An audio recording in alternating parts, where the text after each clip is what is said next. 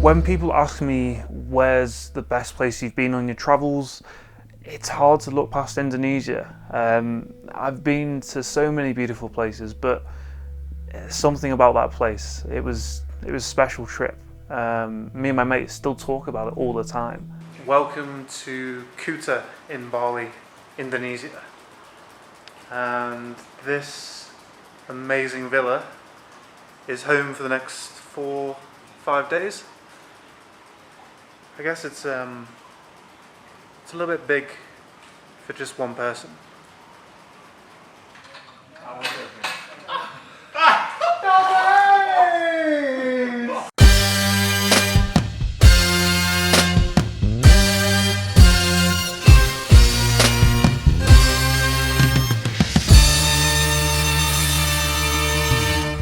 It had been 6 months since I'd last seen my best mates, and I loved these trips so much because it gave us a chance to really catch up and share new experiences together. No, our guy's gone! Ryan! Oh my god! It was really important to us to keep that tradition of going away on holiday once a year. The trip didn't actually get off to the best start. We were in Bali and we found it super busy. I've made a video about this. It's just kind of a victim of over-tourism and we didn't like it. This is hectic. It was only when we flew into Flores that the adventure really started. Jungle. Welcome to Flores. This place looks pretty sick. I'm actually really excited about this now. Like, when I was thinking about traveling to Indonesia, this is the kind of place I had in mind, and these are the kind of things that I wanted to do. So yeah, things are looking a lot better right now. That initial disappointment of being in Kuta with the traffic and touristy, yeah, this is what I wanted. Tomorrow is going to be sick.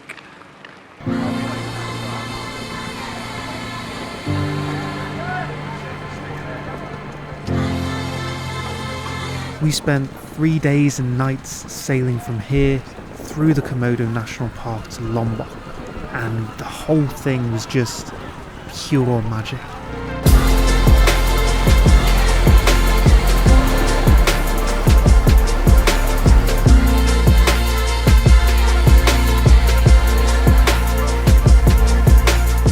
Dive.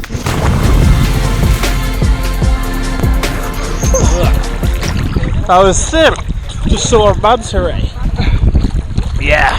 We hiked. It's hot and sweaty.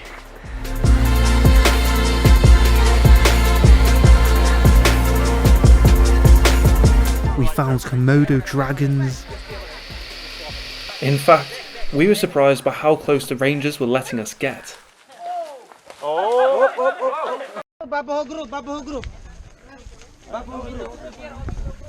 Bit close for comfort here. I could easily scramble. Oh yeah, that was not 5 meters. We drank beers and sailed into the sunset as we passed volcanoes.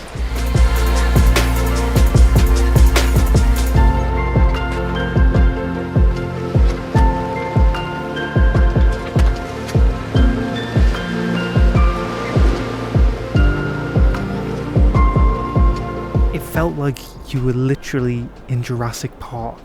It was everything we'd wanted. Fuck's sake.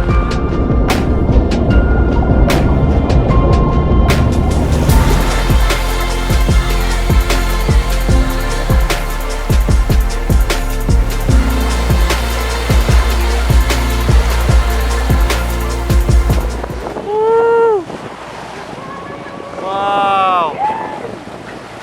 That's amazing. This one here.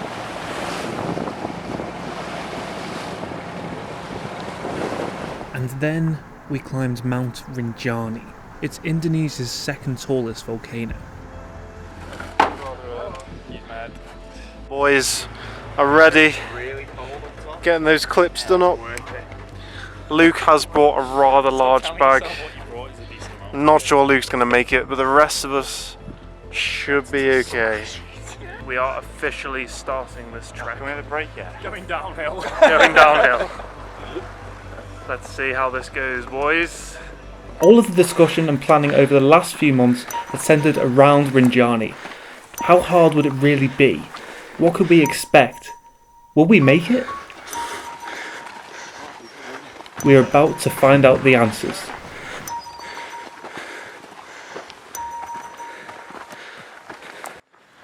About 20 minutes into the trek and just climbing on the slopes now, and you finally kind of realise what you're getting yourself into.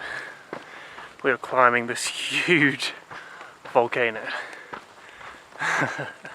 We opted for a trek that lasted 3 days and 2 nights. Some of the views we saw were absolutely breathtaking.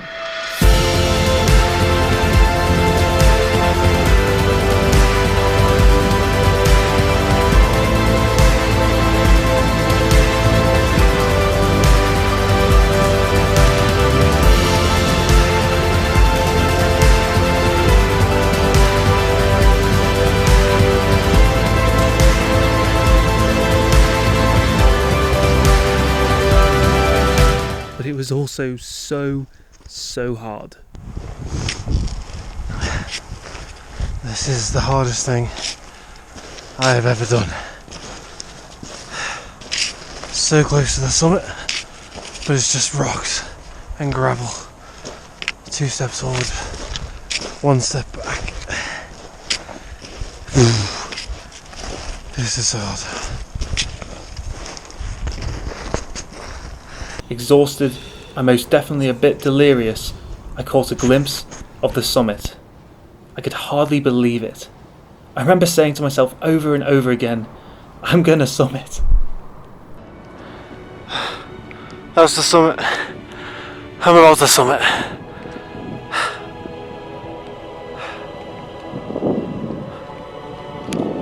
Oh my god. I'm gonna summit. Yes.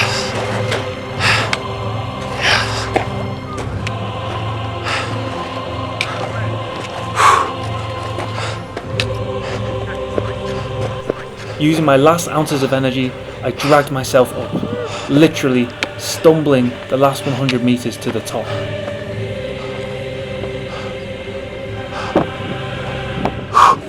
Yes. The base. Woo! I want to give up.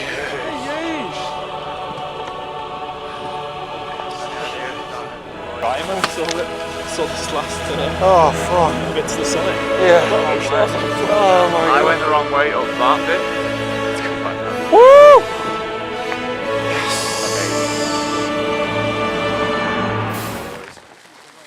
We are sick. It's the hardest thing I have ever done. That is the hardest thing I've ever done. That Like is when the I got hardest to thing that I've last ever bit, I was thinking, I was like, all the way up, I was like, is it? And then I got to that bit, I was like, oh my fuck. It was like 2 steps, then 3 steps back. It's horrible. Yeah, Josh, when you were walking in front of me on that pit, you like causing avalanches. I was like, Oh man. I just kept stopping. I felt our friendship was made stronger by that experience because it was such a tough challenge.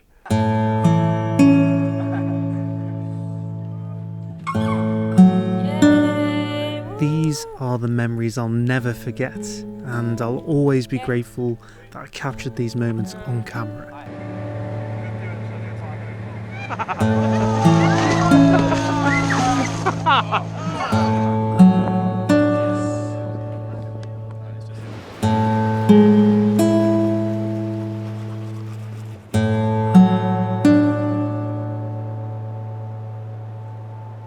I also felt that I got some of my best footage to date on this trip, like really beautiful stuff that I was really happy with and proud of.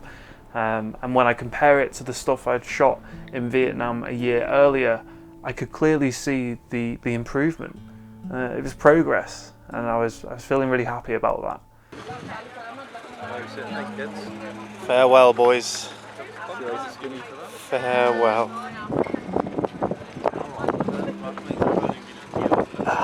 Good times, man. It was. I'll see you in April. After the boys left, I stayed for a few more weeks. Layla and me had been talking a lot on Instagram for the best part of a year, and we'd first met up when I was back home in the UK.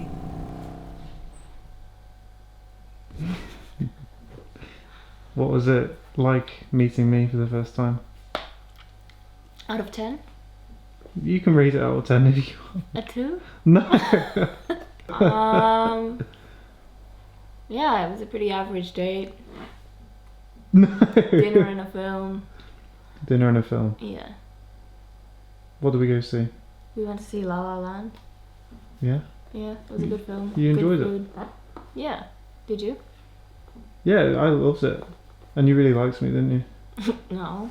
Now, we were hanging out here on her home island of Lombok. Caught me at the wrong time, no relying on me now. If you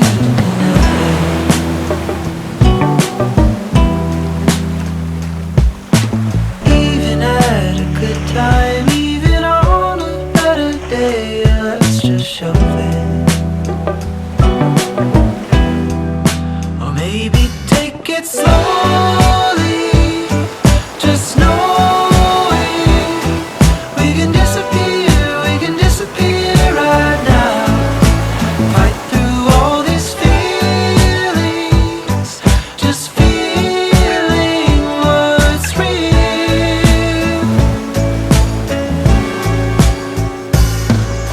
Lost another day, talking who did what before, and who can help it. Whilst we're walking to the next waterfall, this is the perfect opportunity for you to explain who you are. So basically, Josh is following me on Instagram for ages. And he always sent me DMs. Fuck off! I really want to come to Indonesia. That's not what happened. Tell the truth. That is the truth. Okay. So So Layla. eventually he stalked me. No, Layla followed me on Got Instagram. tickets. Suddenly messaged me and he was like, oh, I'm in Lombok by the way. Are you around? Okay. Well, that's not what happened. So, what actually happened with Layla was that she was stalking me on Instagram for a long time. And then she messaged me on Instagram. Bear in mind, I don't know who she is, like a complete stranger. Anyway, This is all untrue. she messaged me saying she had a broken camera.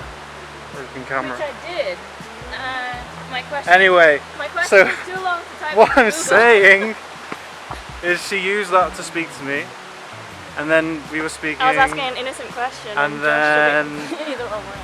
You definitely reached out to get Because the my camera was conversation. broken. No. Because you were marketing yourself as a photographer on Yeah, you Instagram. So I was like, oh, maybe he knows. No, you reached out because you wanted to talk to me, and you had to have an excuse.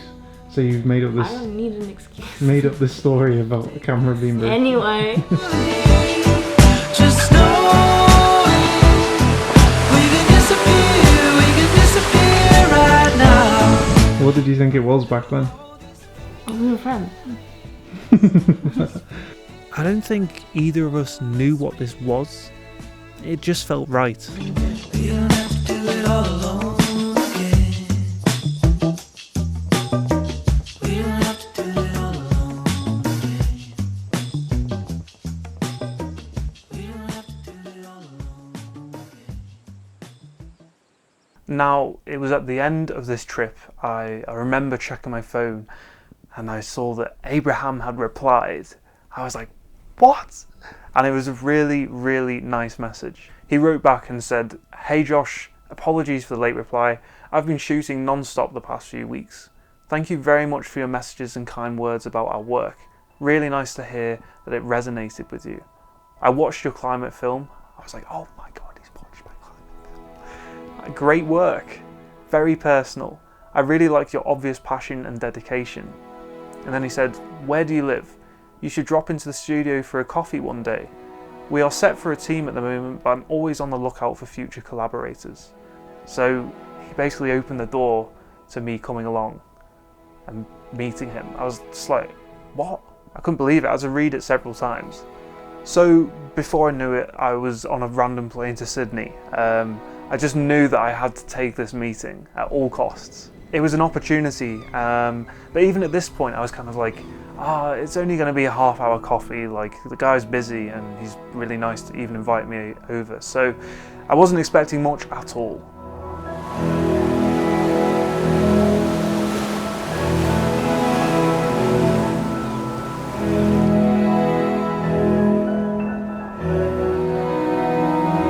But what Abraham did for me was incredible. He invited me into the studio, he showed me around, he introduced me to the team. I just got to see like the inner workings of a production company. Everything kind of blew my mind. We spent like the next 7.5 hours basically just jamming, just working on this edit, talking about all of his experiences. He was telling me how he got to where he was. It was, as you can imagine, it was just like priceless knowledge, like so much insight. I wish I'd like taken a photo or anything. I didn't do that because I think it was just so giddy. So yeah, for all you know, I could be making all of this up. I don't have any proof that it happened.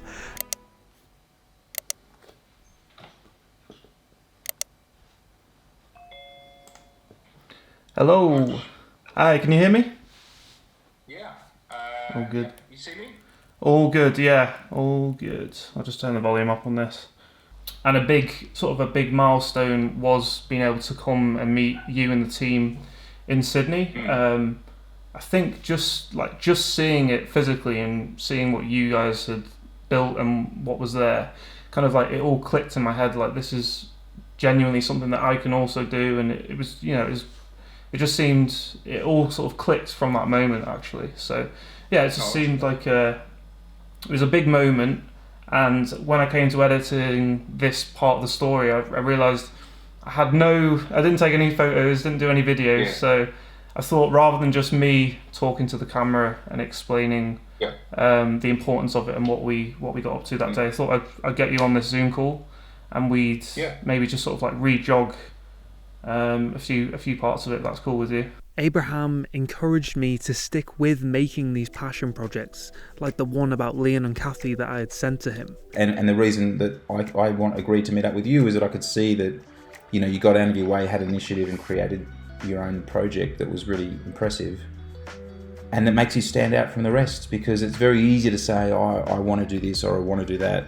And most people, that's as far as they get, because the next step of actually going and doing it takes effort and time and commitment. But then they're the people who will get the interviews, they'll get noticed. You'll get noticed, and if that's what you want, and that can lead on to some other fantastic opportunities. So look, one of the advices I used to get when I was first out of school, trying to, I knew that film or television storytelling was where I wanted to be. The advice that everyone used to give me is take every opportunity that you can, particularly in the early days when every experience is knowledge in the bank, and even a bad experience is knowledge in the bank. So I've tried to always take that advice, and I think you never know who you'll meet on a project, who you'll meet getting out there. The best, they do say, it's a bit of a cliche, but it's true, the best knowledge is doing. And I'll admit too, when I first started out, sometimes I'd be scared to take something on for fear of it not being good, and being judged on that. But I think and I probably did, if I'm being honest. There were short films that I was interested in making, which I didn't necessarily make because I didn't feel I was ready or capable of doing it. But I should have done all of those things, because even if you make something bad, you learn enormously every day just being out there making. So I would continue to tell young people that you should shoot and you should create. And if you're going to do that, particularly if you're not getting paid, why not in areas that are of interest to you? Not only do you learn more about those particular subjects that are important to you, and you can give a voice to causes, or even if it's not a cause, just something that's of interest. And another thing my uncle told me once, that if you find something interesting, genuinely really interesting, there are going to be a lot of other people out there that also find it interesting, no matter how much of a niche it is. And often the more niche something is, the more interesting it is inherently, because it's something that people don't know about. So He confirmed to me that I was on the right tracks in taking the time to make all the films I've been shooting on my travels. when I talk about opportunity and not always taking a financial opportunity, and really, I mean, why should people pay you to do what you want to do right at the beginning when you don't have the portfolio? And it's like the cart before the horse. What comes first, chicken and the egg? How do you, and that's the biggest question you get asked by people, how do I become, a wildlife or documentary filmmaker? How will I get any breaks when I haven't made anything? But how do you start? Because how do you get that first opportunity?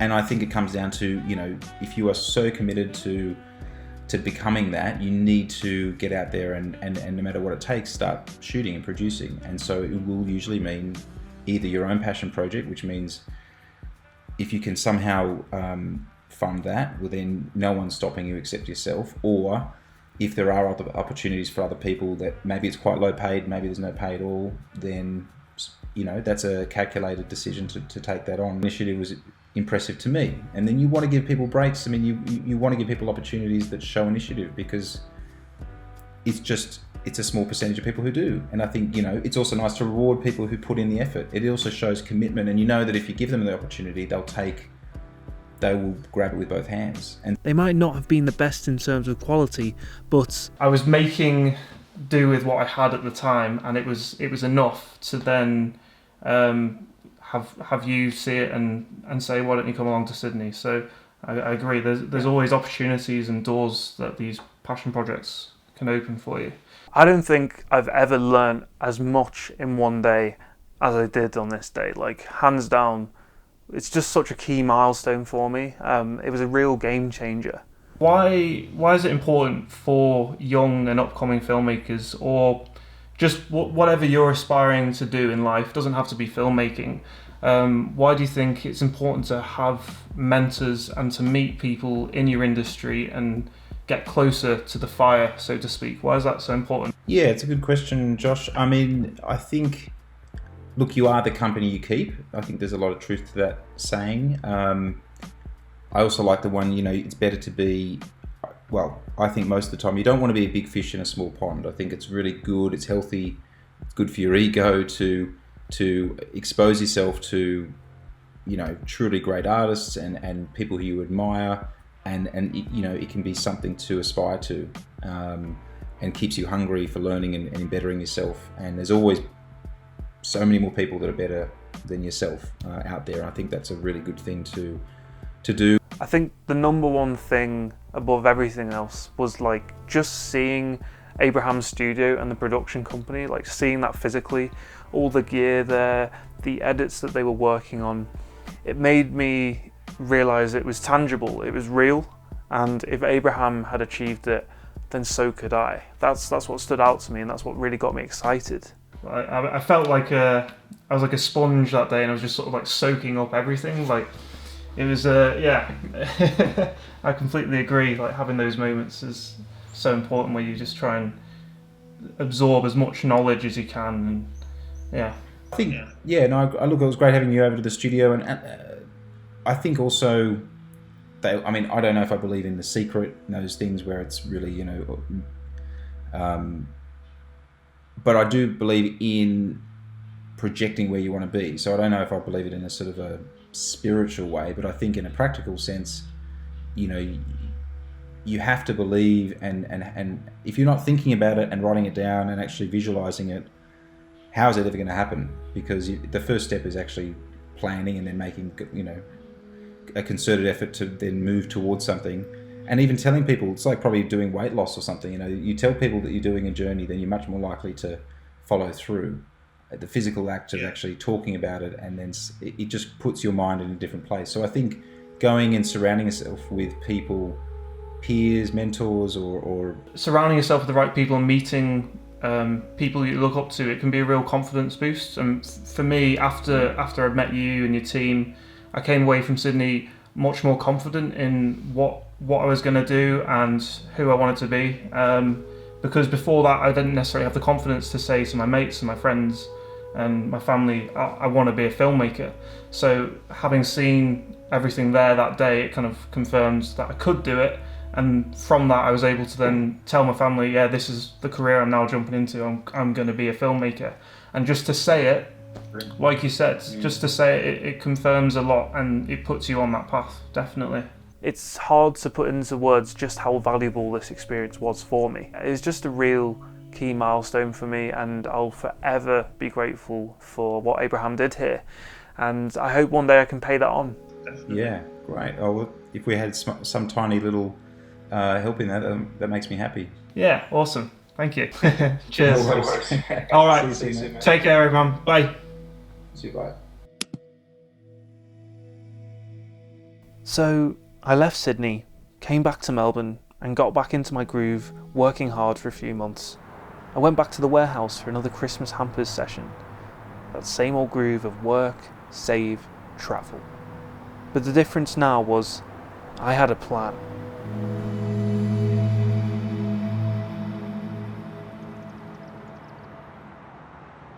After a few months working in Melbourne, my time in Australia was coming to an end. With the weeks I had left, I knew that there was one last trip I needed to do. The East Coast. Good morning and welcome to Cairns in beautiful tropical North Queensland. It's stunning here. I just watched the sunrise, and today is the start of a new adventure. Been meaning to do this for like 2 years now, so I'm really hyped that it's finally happening. We are driving from Cairns all the way down the Australian East Coast to Sydney over 5 weeks. It's going to be unreal. One of the biggest trips I've ever done so far. Today we pick up the camper van. I'm so excited about this. The very reason that I wanted to travel to Australia in the first place was because I wanted to road trip down the East Coast from Cairns to Sydney. It's one of those sort of bucket list things. For as long as I can remember, as a child, I wanted to do this road trip in a camper van. It's quite cliche, and yeah, it just seems almost like a rite of passage. But I had this burning desire to do it. And finally, after 1.5 years of being in Australia, things lined up.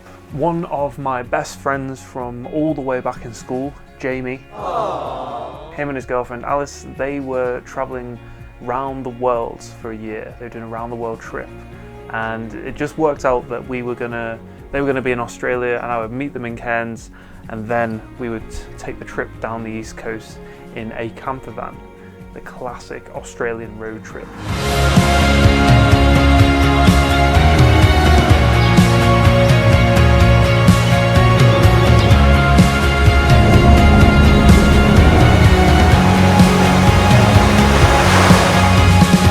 Now, the phrase trip of a lifetime is probably overused. It's probably something that you see everywhere, like every travel advert and travel agency window you've ever looked at probably says that somewhere. But genuinely, this really was like the trip of a lifetime. It was incredible and something I will never forget.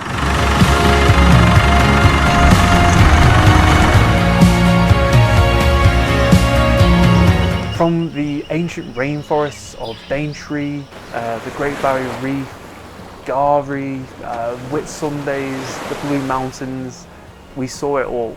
Good morning and welcome to the absolutely insane Cape Tribulation. Wearing my Stinger suit so I don't get stung. We got pretty lucky until now, it didn't rain. We actually got to jump on a little plane. And I filmed it all as well. This was by far the biggest project I had undertaken so far. It was like 5.5 weeks, just like non-stop filming. All right, welcome to day 4. It is now day 11. It's finally sunny! I should be a lot more excited than I am. It was hard work at some points, like to do that for 6 weeks straight. Yeah, I learned a lot, and I'm so grateful that I did it, because now I have all these incredible memories to look back on.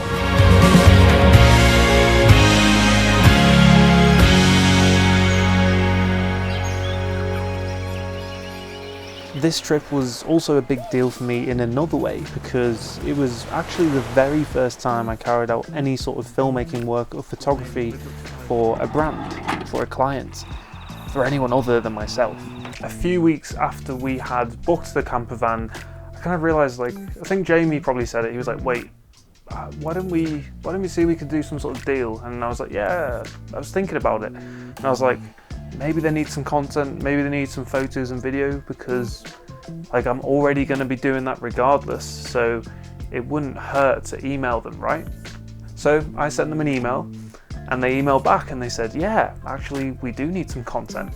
And we basically thrashed out a deal where we got, I think it was like a third off the price of our camper van in return for some photos and some video. And I was stoked about that. I was like, wow. Like I was using my skills now to sort of like leverage travel and basically knock some money off, like saving myself money because of the skills I had acquired.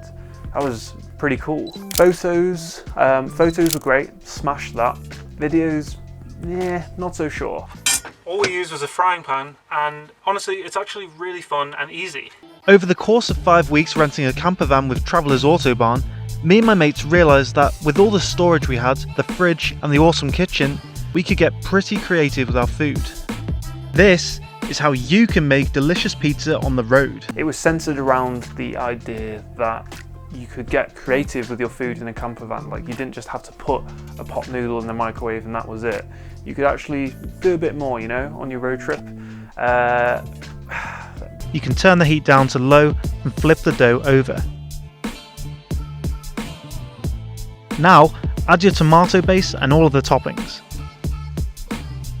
The videos didn't come out great. It was probably the first time I'd done anything to do with food on camera, so average at best. I wasn't entirely happy with them, but they did the job. I was clearly still learning. After that trip was over, I also decided to go out of my way and create another video that they hadn't asked for. It just felt natural for me to do so. It was called Why You Need to Road Trip in a Camper Van. This is why you should travel the east coast of Australia in a camper van. Road tripping in a camper van is about having the freedom to go wherever you want, whenever you want. It's about going to sleep with the sounds of the rainforest. This place is so cool. Prehistoric rainforest. And waking up to watch sunrise on the beach.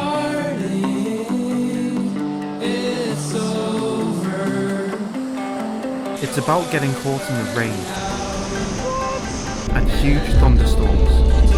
Oh my god! Oh my god! Oh my god, I got it on camera.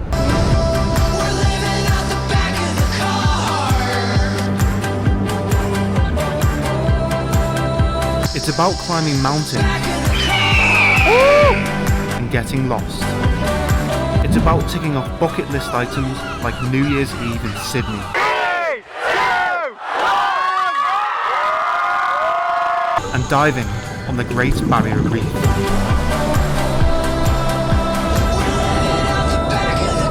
It's about the barbecues and getting creative with your food. Or sometimes pizza. Road trip life. Oh yeah.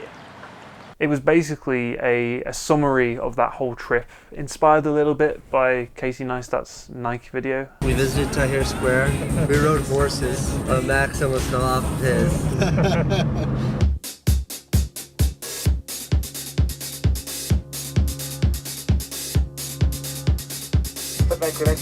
Now commenced our descent. Didn't plan any of it, it just came together in the edit. Like all that footage I had from 6 weeks, I had enough to create this thing. And it turns out Traveller's Autobahn likes that a lot. It's about the campfires and the didgeridoo. It's about exploring new cities. It's about the people you meet and the friends you make. Wow.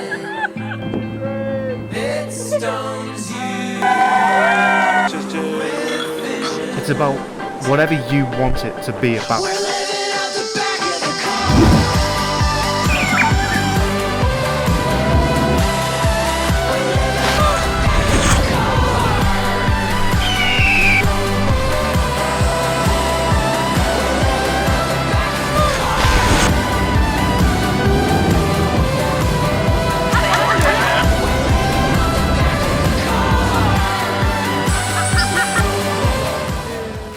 owner of the campervan company, he was apparently raving about it. I got an email saying that he was just really happy with it, and he said, imagine what the Australian Tourism Board would have paid for something like this.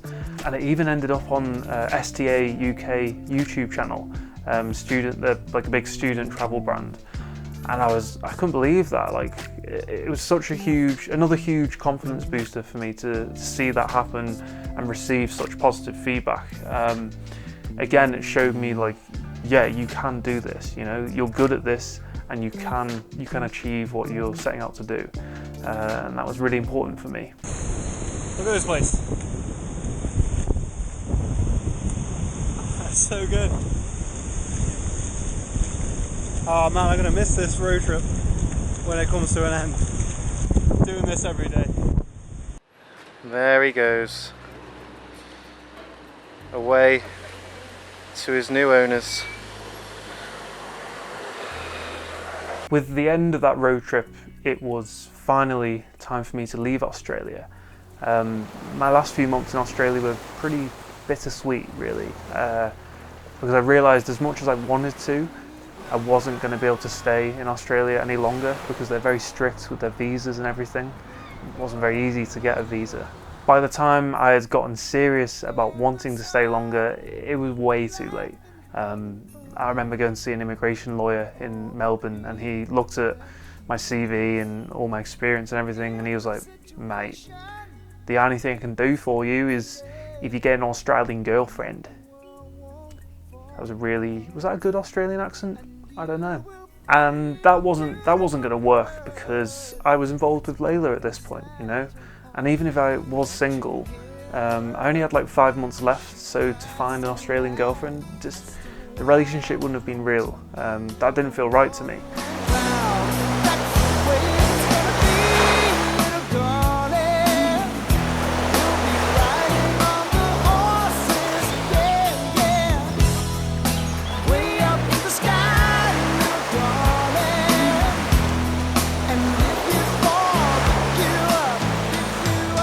So I was like, shit, I'm basically gonna have to leave this place that I've fallen in love with, a place where I've been blessed with amazing opportunities, made so many good friends. It was tough. It was really tough. I've become so happy here, and it had felt like home, really. Whisper the wind, and she will carry up your life. I hear all the people of the world in one bird's lonely cry. I remember flying out of Melbourne and looking out the window and just being sad. I was so sad. Gutted, really. Down on the ground, so broken wing, looking all around. That's the way it's gonna be, little darling. You go riding on the horses, yeah, yeah. Way up in the sky, little darling. But all good things have to come to an end. On my way back home, I stopped off back in Lombok, Indonesia, to see Layla and figure everything out there.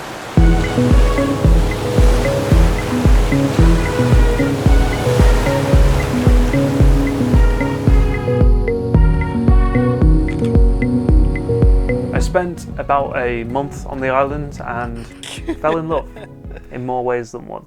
Hey guys! Hey guys! We are Josh and Layla, we're in Gili Air. I nearly said Nusa Penida. We are in Gili Air, and the snorkeling here is fantastic. The snorkel's not so great. That's Layla's problem.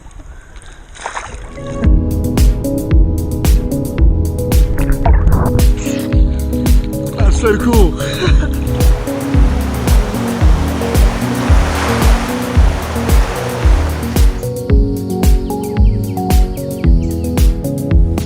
The island it's literally a tropical paradise. I couldn't get over how tranquil and peaceful it was. It was so beautiful. And I made a point of going for a swim at one of my favourite beaches every single day. because I was aware that this whole thing was coming to an end. You know, it wasn't going to be like this forever.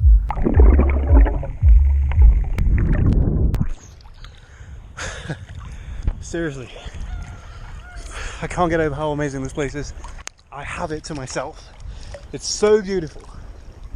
I knew that the clock was ticking down to the day where I'd have to fly home. My travels were nearly over.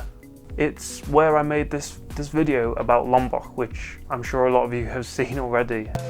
Now, this isn't clickbait. I haven't been paid by the Lombok Tourist Board. I don't even know if they have a tourist board. I just genuinely think that people are making a mistake going to Bali when there's this place right next door. I genuinely think it's just crazy. To me, it's crazy. For some reason, it now has, I think, like nearly 400,000 views, which is just like insane. For some reason, the YouTube algorithm decided it liked that video and it was gonna take and run with it. This coastal road is genuinely, I think, like one of the best roads ever. Like up there with the Great Ocean Road in Australia or the Hai Van Pass in Vietnam. I'm not joking. This road is unreal.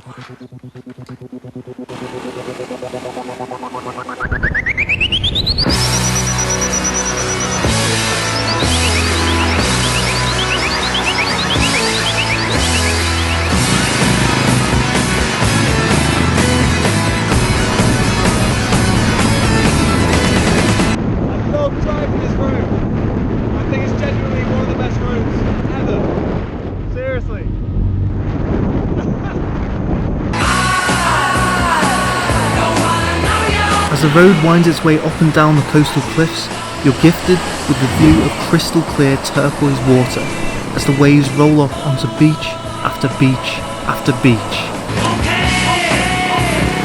Again, it confirmed to me that I could do this, you know. I was on the right track and I could achieve what I was setting out to do. You know, it was all real and all it took was hard work and perseverance. It boosted my confidence and assured me that I was on the right track. Everything was going to work out just fine, but as I left Lombok, I didn't know that at the time.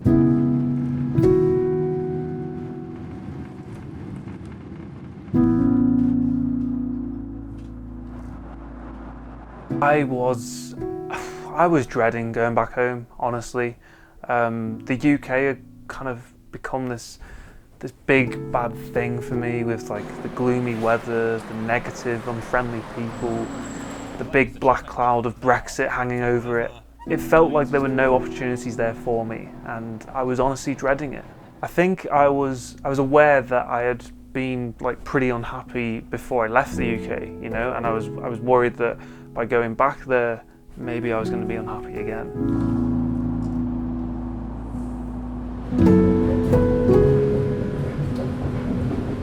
But weirdly, on the other hand, a part of me was kind of like looking forward to getting back home and having a set base, because travel is exhausting.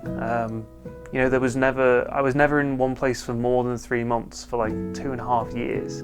When you're doing that, it's hard to really sort of like network with people and set yourself up and find a community, because as soon as you've gotten to know people, you're moving on, you know.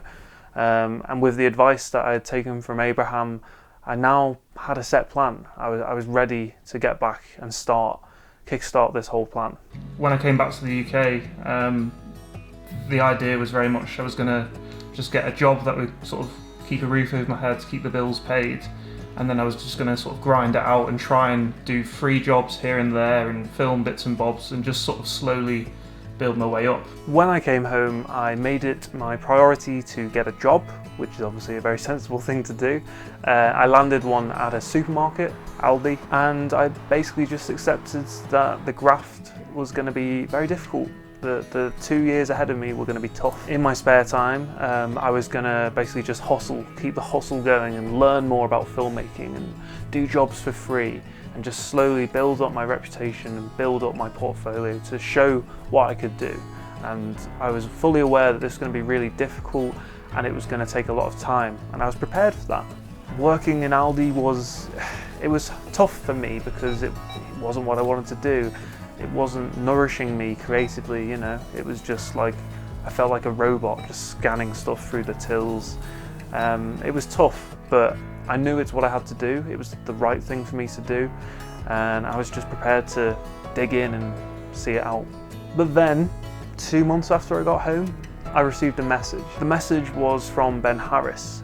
He was someone that I'd been talking to through Instagram because we were both traveling Australia at the same time, so we had a lot in common. He was another filmmaker, and yeah, he sent me this message. I remember when you told me about it. It was like, it seemed like the dream situation where they basically turned around and said, right, we're going to pay you to build a production company. Like, it doesn't seem like that kind of opportunity comes around that much. He had been home for a few more months than I had, and he picked up work at this local marketing agency. They had found that more and more of their clients were asking for video, so they figured rather than outsourcing that, why don't they just create their own like branch of the marketing agency that did video. If you could tell the story of like, why did you decide to send me a message and bring me on board? What was the thinking there? Bringing Josh on board was kind of born of me wanting to have someone to fill the role that I was doing. So I'd built this expectation from the clients of what we were going to deliver in terms of video and photo quality, and the directors had hired me knowing that after I finished my degree I was going to move away from the area and not continue with the job. So I went to them and said, look, like, here's the date that I want to leave. Let's start looking for a replacement. And the more that we researched and thought about it, the more that we realized an intern or somebody from college or right out of uni probably was not going to be able to fit the role, because it needed somebody who was a self-starter and who was really quite driven to build a company, which is a different kind of, even though like in terms of the company hierarchy, we weren't like, the role isn't that senior. It's still a lot of responsibility to take on and stress, and I thought it needed somebody who was very passionate, basically. And so I was like trying to find somebody locally who I was thinking about, and at the same time, I've been chatting to you for maybe a year or so, or even maybe longer. When was it, like New Year's, I think? It had been I think it had been over a year that we'd sort of been messaging on Instagram and stuff, and like I think we connected because we were both in Sydney in New Year's in 2017, and we were sort of both travelling, and we were on sort of similar paths at that moment. So that's how I think we'd been messaging back and forth. We knew each other. We hadn't met in person, had we? But we knew of each other. I'd found your stuff because I was doing this daily vlog project in 2017, and a lot of it was, my first 4 months I was living in Sydney, and so I was always like searching for different people who were doing YouTube, and like never found anyone apart from there's like one or two crappy videos and a few beauty vloggers and stuff, and then there's your stuff that popped up, and I was like, oh shit, this is awesome. And you had some stuff from Iceland up there, I think, and the Belgians was already on there, and so I was watching all this. I was like, man, this guy's sick. Like, okay, so I started following along, and then like I got in touch via Instagram or YouTube or something, and we just started chatting and sending each other articles and podcasts and stuff, and like built up this kind of online friendship. And then I can't remember how I knew that you were coming back. I think you told me, but I was like, oh, hold on, I'll message Josh and see what's going on, see where he's up to in the world at the moment. So I sent a quick message like, what are you up to? We're looking for this, and then it was like a fortuitous coalescence of events that kind of, it was a very weird way of it happening, but I think it was really the only way it could have happened.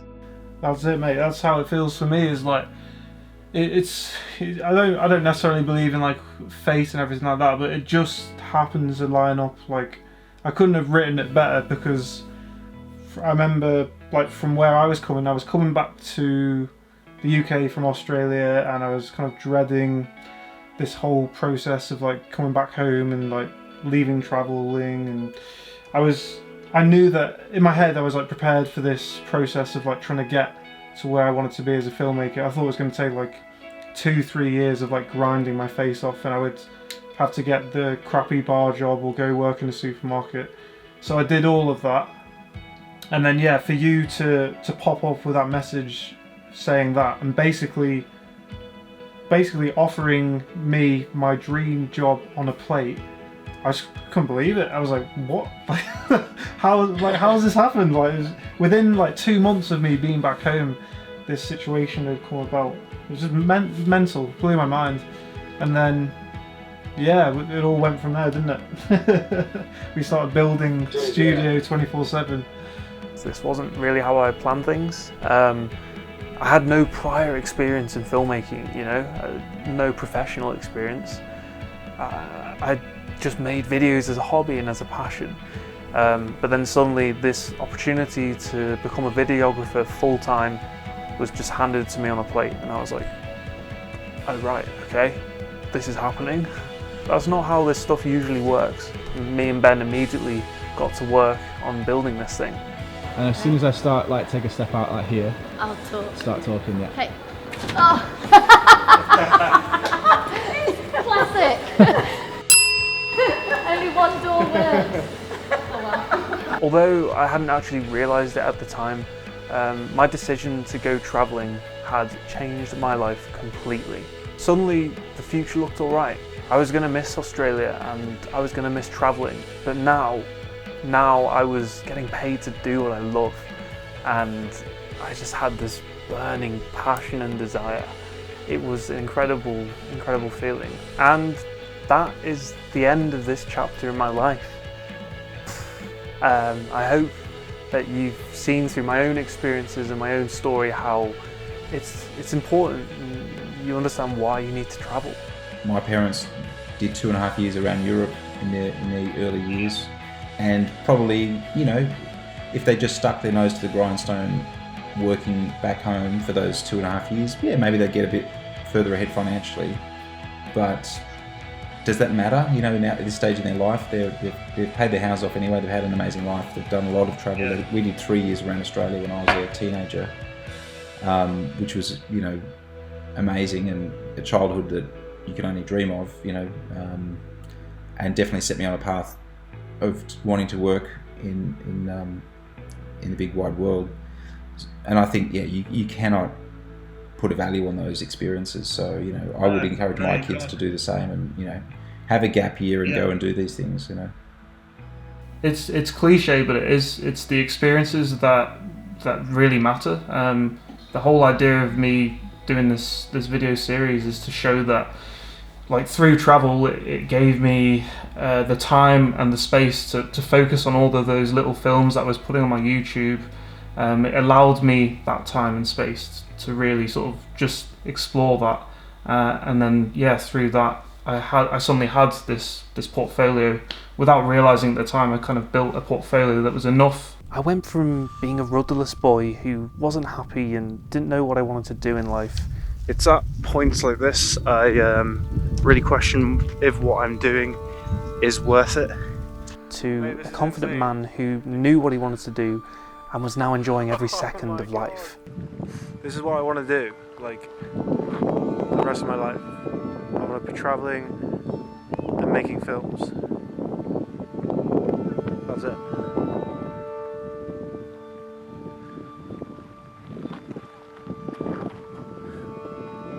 I'm so happy right now. It was such a big change.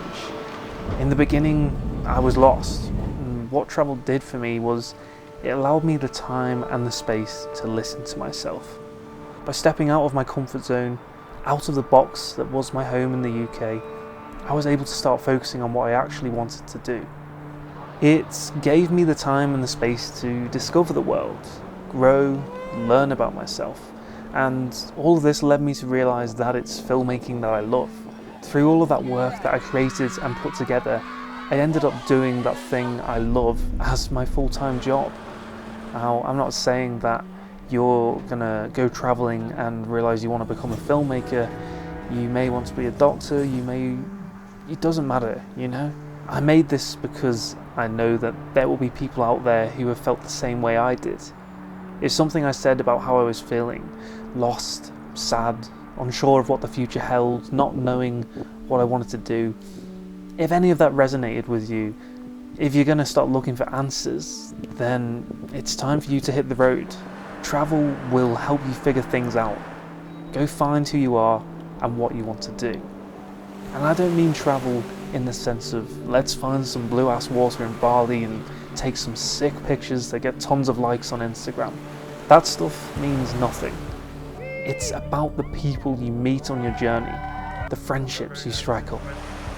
It's about the food and the culture you open yourself up to. New experiences that nourish you and shape who you are. It's about giving yourself the time and the space to figure things out. You become a better person because of it. I just want people to get out of their comfort zones and see the world, because one day when we're all on our deathbeds, a lot of you will have regrets about the things you didn't do.